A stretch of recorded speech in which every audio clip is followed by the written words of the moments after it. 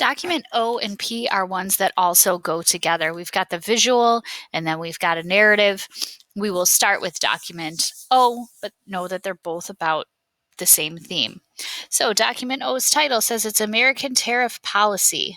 We should know what a tariff is, and that is a tax on imports or exports. So we can theme this as tariffs being a cause of the Great Depression.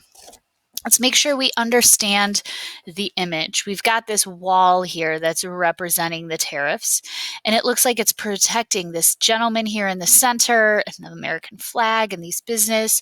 So the tariffs were meant to protect U.S. business.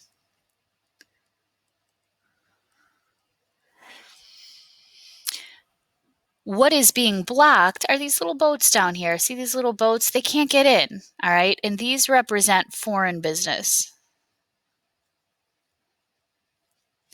The problem with the tariffs, if they're too high, like this wall, that these little boats can't get in, they can't get in and sell their goods and get American dollars and then spend those American dollars on American goods.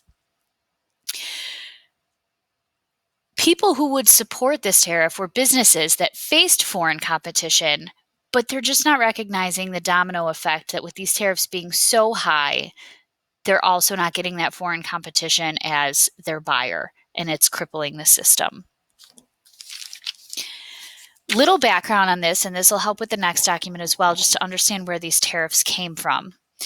The U.S. was faced with too many autos and too much wheat and thousands of other items, like those last documents we saw on overproduction. And the reaction of many individuals and nations is to place a tariff on imported goods entering the country. The purpose, of course, is to protect the native industries. So we're trying to protect our own business. We have too much stuff, so we don't want other stuff coming in at a cheaper price, or our stuff won't be bought. The problem is that such tariffs can be destructive all around. In the 1930s, this was certainly the case. The tariff wall created by Fordney Macomber and then raised by Howley Smoot made it difficult for European and South American businesses to sell in America.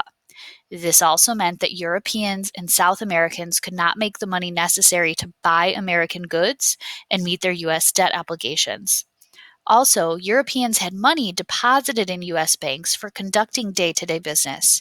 When the tariff hurt European sales, these European depositors withdrew their money from U.S. banks.